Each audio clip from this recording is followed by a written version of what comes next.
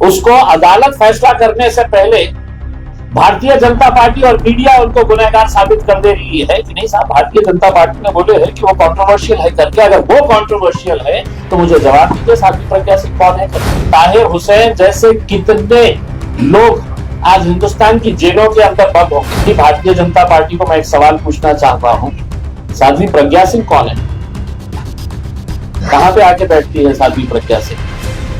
कानून इस मुल्क के अंदर के अलग अलग है। आपके लिए अलग नियमावली तैयार की गई है, आपके लिए अलग रूल्स तैयार किए गए हैं और हमारे लिए अलग रूल्स तैयार किए गए हैं। भारतीय जनता पार्टी की लाइन हमको पकड़ना है, मुसलमानों को गालियां देना है, मुसलमानों के बारे में गलत शब्दों का इस्तेमाल करना है, तो भारतीय जनता पार्टी, हमारे आका जो है वो खुश हो जाएंगे। हमारे रिटायरमेंट के बाद या रिटायरमेंट से पहले हमको तो राज्यसभा की सीट दे दी जाएगी। दिल्ली के जो विधानसभा के इलेक्शंस होने वाले हैं उसमें पहले सीट की घोषणा उन्होंने कर दी है और एक तरीके से हमने यहाँ से अपने चुनावी प्रचार का और हमारी चुनाव का बिगुल हमने बजा दिया है। जो 10 साल पहले जो मैंने इन इलाकों की हालत देखा था, वही हालत आज भी हमको देखने को नजर आती है। वो एमआईएम पार्टी दिल्ली के अंदर अपना झंडा जरूर लहराएगी और हम पूरी मजबूती के साथ इंशाल्लाह ये इलेक्शन लड़ेंगे, आगे बढ़ेंगे।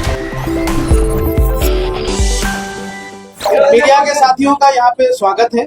आज दिन में हमारे party president barrister Naseeruddin Owaisi साहब ने आज मुस्तफाबाद विधानसभा क्षेत्र के लिए ताहिर हुसैन साहब के परिवार आज मजलिस में शामिल हुआ। आप सबने खबरों के माध्यम से सुना और वो हमारे प्रत्याशी के तौर पर उनकी घोषणा हुई है। इसी को लेकर दिन में चूंकि सभी मीडिया के साथियों से बात नहीं हुई थी, इसलिए प्रेस कॉन्फ्रेंस के माध्यम से आज आपके सामने सबसे बातचीत होगी। और हमारे बीच हमारे दिल्ली प्रदेश के इंचार्ज एक्स एमपी और शेर महाराष्ट्र इम्तियाज जलील साहब भी मौजूद हैं और बहुत सारी बातें, जो भी सवाल आपको पूछना होगा वो आप पूछेंगे। और हमारे साथ आज प्रेस कॉन्फ्रेंस में ताहिर हुसैन साहब की वाइफ भी मौजूद है, शमा अंजुम जी, और ताहिर हुसैन साहब के बेटे शादाब भी मौजूद हैं। वो भी आपके सवालों का जवाब देंगे। और आज प्रेस कॉन्फ्रेंस इस बात के लिए रखा गया है कि भाई जो हमारी आज पार्टी ने बिगुल बजाया है विधानसभा चुनाव को लड़ने को लेकर, इसकी हमें आगे की क्या रणनीतियां है, इस पर हम यहाँ से बातचीत करेंगे। तो मैं दिल्ली प्रदेश अध्यक्ष शोएब जमाई आप सबको, साथियों को इस बात के लिए सूचित कर रहा हूँ कि सब एक एक करके सवाल करें और हम सबके जवाब देंगे और आप प्रेस कॉन्फ्रेंस को इसको जो है सुचारू रूप से चलाएं। अब एक एक करके साथी जो पहले जो नेशनल मीडिया है जो हमारी, वो कुछ सवाल कर लें, उसके बाद फिर हम जो हमारे यूट्यूबर साथी हैं, जो सोशल मीडिया के साथी हैं, उनको हम एक एक करके मौका देंगे। आधिकारिक तौर पर जो है उनकी ज्वाइनिंग मीडिया के सामने इम्तियाज जलील साहब कर रहे हैं।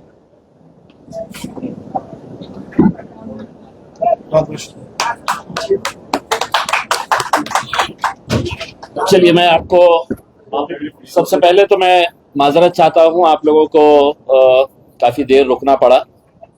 थोड़ी नाराजगी इस बात की भी जताना चाहता हूं कि इतनी बड़ी प्रेस कॉन्फ्रेंस इतने छोटे से रूम में जो दिल्ली की यूनिट ने लिया है, अगली बार मैं उम्मीद करता हूं कि वो कोई बेहतर जगह के ऊपर प्रेस कॉन्फ्रेंस लेंगे करके।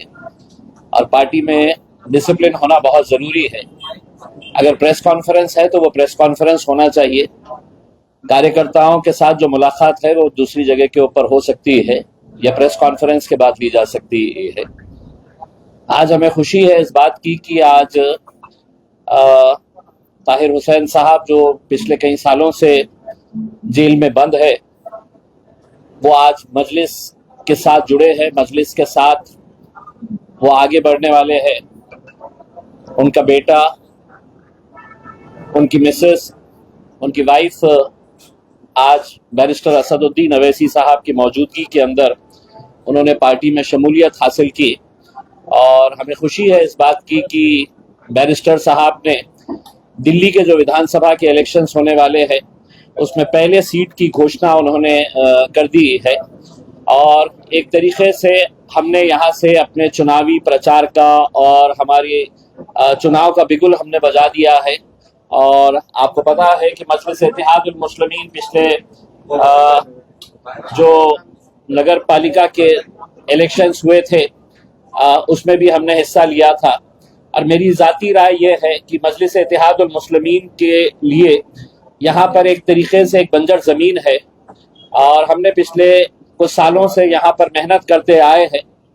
ठीक है, हमें शुरुआती दौर के अंदर कामयाबी नहीं मिली, लेकिन जिस तरीके से मेहनत और जिस तरीके से काम पिछले कुछ वक्त के अंदर हुआ है, ख़ास तौर से हमारे दिल्ली के सदर शोएब जमाई साहब जिस तरीके से मजलिस को मजबूत करने का काम कर रहे हैं, हमें यकीन है कि इस बार जो है वो MIM पार्टी दिल्ली के अंदर अपना झंडा ज़रूर लहराएगी और हम पूरी मजबूती के साथ इंशाल्लाह ये इलेक्शन लड़ेंगे, आगे बढ़ेंगे।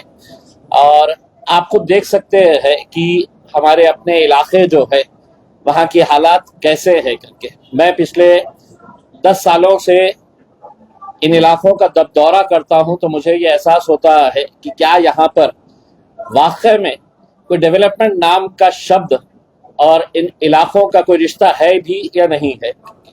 क्योंकि जो 10 साल पहले जो मैंने इन इलाकों की हालत देखा था, वही हालत आज भी हमको देखने को नजर आती है। लेकिन यही है, अब फिर दोबारा वही लोग आपके बीच में आएंगे, वही लोग आकर आपको फिर सेक्युलरिज्म का चोला पिनाने की कोशिश करेंगे। फिर आपको डर दिखाया जाएगा कि देखिए भाई, अगर हमारा वोट बढ़ गया तो भारतीय जनता पार्टी आ जाएगी करके।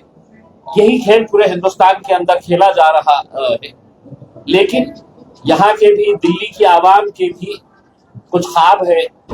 वो भी अपने इलाकों के अंदर तरक्की चाहते हैं, अच्छे रास्ते चाहते हैं, कचरे से मुक्ति चाहते हैं, पानी चाहते हैं, अच्छे स्कूल चाहते हैं, एजुकेशन के इंफ्रास्ट्रक्चर, हेल्थ के इंफ्रास्ट्रक्चर, इन सब मुद्दों के ऊपर ये चुनाव लड़ा जाना चाहिए। लेकिन आप देख रहे हैं कि हर जगह के ऊपर चुनाव जब आता है तो कैसे कैसे मुद्दों को लेकर हम चुनावी मैदान के अंदर उतरते हैं।